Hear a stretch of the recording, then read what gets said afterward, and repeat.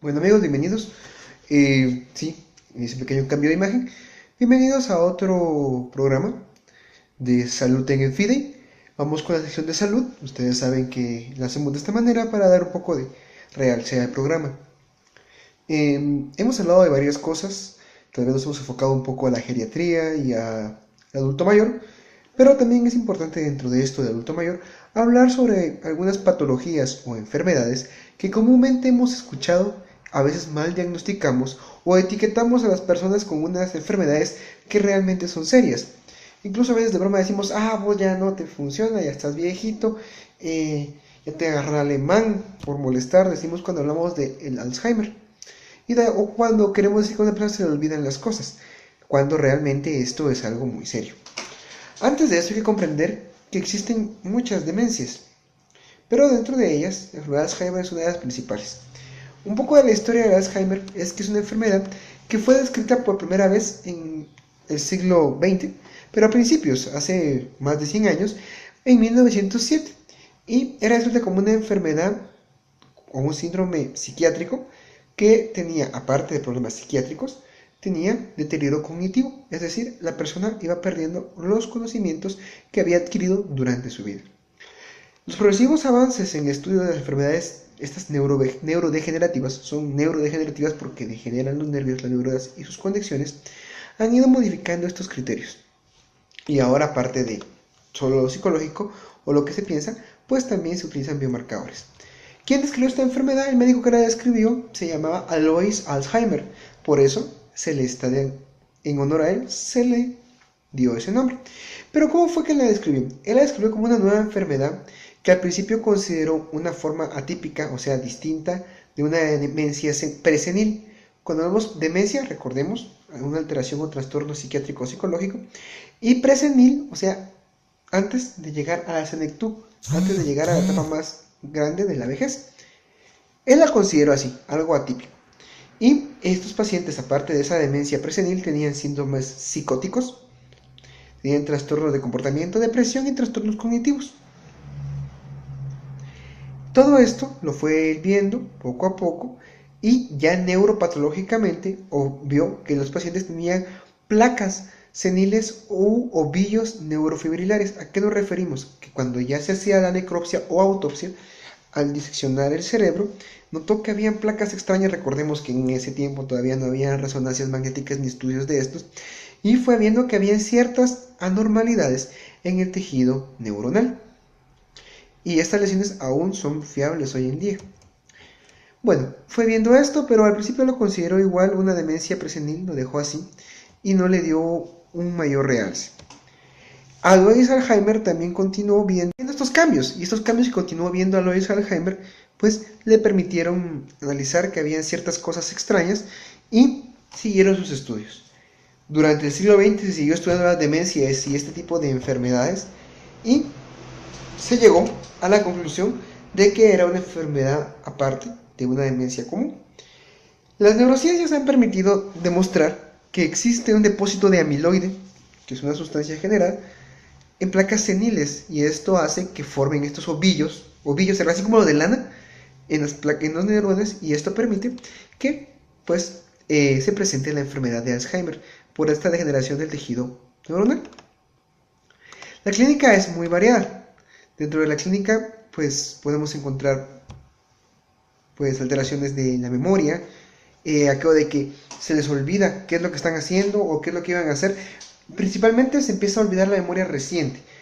Olvidan a los familiares nuevos, desconocen a los nietos, a los bisnietos, a los hijos. Mientras más nueva una persona, el paciente va perdiendo ese conocimiento de quién es él. Además, se vuelven irritables, un poco intolerantes, su entorno cambia, sienten más cercanos recuerdos pasados, recuerdan a su papá, piensan que son niños pequeños o jóvenes, recuerdan a su papá, a su mamá, a sus abuelitos ya difuntos, pero no a la nueva familia, lo cual hace un poco complicado su atención. ¿Por qué? Porque no se le puede acercar uno a ellos porque piensan que es una persona extraña. Puede conocer hasta la pareja, hasta el esposo. Algo que tiene Alzheimer también es que hay una etapa donde el paciente todavía está consciente y reconoce que se está sintiendo mal porque está perdiendo lo que él es. Recordemos que vivimos de recuerdos, y estos recuerdos y memorias que vamos haciendo, mientras más vamos avanzando en la edad, más se van generando. Entonces hay una etapa donde las personas se desesperan y se frustran, caen en una depresión, aparte de la demencia que ya están padeciendo, caen en una depresión debido a que están sabiendo que están perdiendo su identidad. Analicemos que todo lo que somos es parte de lo que hemos vivido. Nuestros recuerdos de niños, de jóvenes, de adolescentes, de adultos, la familia, la esposa, el esposo, los hijos, los nietos, los recuerdos de los viajes, los recuerdos de lo que estudiamos, la profesión que sacamos, el trabajo que realizamos. Todo eso va formando quiénes somos. Y un paciente con Alzheimer es consciente, al inicio de su enfermedad y en las etapas iniciales, de que está perdiendo su identidad. Entonces, pérdida de memoria, pérdida de identidad, pérdida de reconocer, agresiones. Algo más que tiene el Alzheimer, aparte de la depresión que ya mencionábamos, el Alzheimer también tiende a tener aquello de olvidos, no solo de las cosas propias de él, sino de lo que está haciendo. Puede tener algo en la mano y no se acuerda para qué era. O de repente cosas extrañas como esconder el teléfono o el control en la refri, y no porque lo quiera esconder. Hay gente que ha metido el planchador a la refrigeradora por guardarlo ahí. Cosas extrañas o ilógicas, pero que en un momento se escapan de la mente y esas personas lo van viviendo. Son unas personas que son muy independientes al principio de la enfermedad, pero poco a poco van cayendo en grado de dependencia, lo cual también es frustrante tanto para ellos como para la familia. Es algo complicado el poderlo entender y es algo complicado el poderlo tratar. Recordemos que no es una enfermedad curable, sino que es una enfermedad progresiva y lo único que podemos hacer es ir mejorando o ir deteniendo esa progresión, pero que va a llegar a un punto donde el paciente va a perder todo contacto con la realidad. Va a estar ahí, pero hasta se va a olvidar de hablar incluso. Bueno, ¿qué es lo que vamos a ver en su neuropatología? Es complicado. ¿Qué es lo que vamos a encontrar? Bueno, aunque están limitados estos diagnósticos neuropatológicos, aparte de las placas y ovillos que ya hemos hablado, en algunos pacientes puede haber influencia de patología vascular, o sea, problemas de circulación, pero también hay que tener en cuenta que esto puede degradar el tejido cerebral, entonces podría ser por eso esa demencia. Se estima que más o menos el 30% de las personas cognitivamente normales tienen una patología tipo Alzheimer. ¿A qué nos referimos? A que esos pacientes ancianos normalmente pueden tener algunos signos que parezcan de Alzheimer cuando no lo tengan, en un 30% de personas. La presencia de esa neuropatología típica del Alzheimer en el cerebro del sujeto sin la enfermedad lleva a la demostración que todavía hay una brecha grande entre la lesión del tejido cerebral y la sintomatología. O sea, hay un estado preclínico bastante amplio. Puede pasar años entre lo que ya se diagnosticó con una imagen a lo que realmente el paciente está viviendo. Son cosas que tenemos que también analizar. Esta enfermedad preclínica, ¿qué tiene? Aparte que tiene un depósito de amiloide, tiene un daño neuronal, hay una atrofia, o sea, el tejido cerebral se reduce y la cognición se pierde las funciones también. El paciente se vuelve, como decía, muy dependiente. Hay algunos biomarcadores de disfunción sináptica, o sea, de esa disfunción que puede haber de una neurona a otra para pasar la información. Y estos biomarcadores, pues, dentro de estos hay la disminución de la captación de la fluorooxigenasa de PET. PET significa por emisión de positrones. A través de esta tomografía se puede ver que en la región temporoparietal hay disfunciones. Y en temporoparietal recordemos que tenemos el lenguaje, el habla, conocimientos, etc. También se va atrofiando la corteza cerebral en el lóbulo temporal, todo esto. La corteza prelímbica, que está aquí, se van perdiendo ciertas cosas que van afectando al paciente. Otro biomarcador que indica daño neuronal es que aumenta proteína en el líquido cefalorraquídeo. El líquido cefalorraquídeo es el líquido que recubre al cerebro y a la médula espinal, y la tiene así. Por eso cuando usted le pincha en la columna, ese es el líquido que sacan. Pero hay una cantidad importante de proteínas porque hay una destrucción de este tejido y una generación de amiloide, y eso marca también algo importante para el Alzheimer. El Alzheimer no es nuevo, como ya lo hemos visto, y existen ciertos criterios diagnósticos clínicos y psicológicos para esto. Los psicólogos utilizan un manual llamado DSM-5, Manual de Enfermedades Mentales, ahora en su 5ª edición, y dentro de ellos les voy a dar algunos de los criterios que utilizan para... Pues sí, les voy a dar algunos de los criterios que utilizan los psicólogos para marcar estos criterios. Dentro de los criterios que utilizan los psicólogos para marcarlos, los voy a leer, estos sí los voy a leer para que tengan en cuenta que no sean casacas. Bueno, dice, son 4 criterios. Evidencia, de un declive cognitivo, o sea, pérdida de funciones mentales.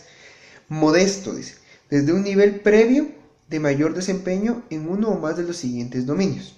Ahorita a ver qué dominios. O sea, primera característica, la persona pierde intelectualidad, la capacidad mental e inteligente de hacer ciertas cosas de un nivel que venía un trabajador recién jubilado, muy pilas y todo, que tal vez era un contador, allá no podía hacer cálculos como los hacía antes, y no por falta de práctica, sino porque empezó a tener dificultades.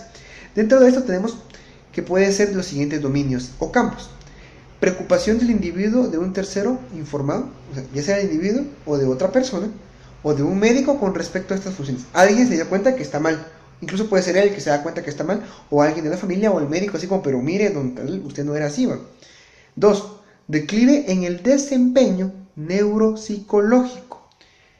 Aparte, el estado emocional, implicando un desempeño en los test, los psicólogos realizan test para esto, y una evaluación neuropsicológica reflejada anterior. O sea que antes se le había hecho una evaluación, todo normal, y luego de los test empiezan a haber problemas cognitivos.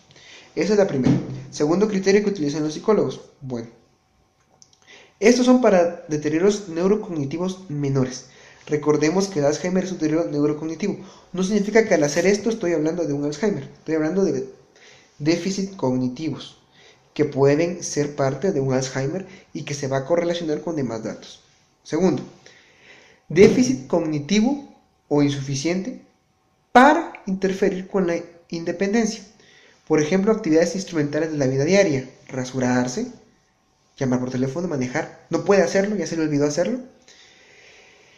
Tercero, déficit cognitivo no ocurre exclusivamente en el contexto del delirio, o sea que siempre está mal, no solo cuando está delirando. A veces hay personas con alguna enfermedad y cuando deliran, pues no tienen conciencia, pero él está fuera del delirio. Y los déficits cognitivos no son atribuibles a otra forma de trastorno mental, ya sea no son atribuibles a una depresión mayor, ni son atribuibles a una esquizofrenia o similares. Estos 4 criterios son para déficits cognitivos menores. Para un déficit cognitivo mayor, ya pensando en que ya se perdió más la memoria, evidencia otra vez de un déficit cognitivo sustancial de un nivel que tenía antes ahora, que interfiera con la independencia, ya no puede hacer nada, que tampoco esté con el delirio o que no sea atribuible a ninguno, pero esto ya con una mayor intensidad, ya el paciente ya no está recordando lo que hace. Todo esto para poder indicarnos qué déficit o en qué nivel se encuentra el paciente con Alzheimer. Esto es según DSM-5. Hay muchos otros criterios que podemos utilizar. Incluso se nos recomiendan unos nuevos criterios. Dentro de estos nuevos criterios pues existen criterios de Du Bois, etcétera, de otros autores. Pero con los del DSM-5 los psicólogos pues nos pueden ayudar a orientarnos en ciertas cosas elementales para poder pues guiar a nuestro paciente con Alzheimer. Importante, ustedes no están para diagnosticar Alzheimer, sino para conocer. Entonces conozcan a su abuelito, a su papá, a su mamá, al tío que vive con ustedes y recuerden siempre estar evaluando cuál es su función mental. En el programa anterior hablábamos de la neurogimnasia como uno de los avances médicos. Esta neurogimnasia como avance médico pues nos funciona para prevenir el Alzheimer. Ese hecho de estar moviendo los dedos, de tener psicocoordinación, el hecho de recordar, de jugar memoria, loterías, todo esto ayuda al paciente con Alzheimer a mantener una terapia mental y una agilidad mental. Hay estudios, como les comentaba en el programa anterior, donde el cuidar nietos ayuda porque está en esa relación, el educar a los nietos, el ayudarlos con las tareas, ayuda. La sociabilización del anciano le ayuda a mantener su funcionalidad mental y cognitiva y a prevenir el Alzheimer. Algo importante es que el Alzheimer sí tiene una connotación hereditaria. Si algún familiar tiene Alzheimer, es posible que se herede el Alzheimer, más si es en línea directa.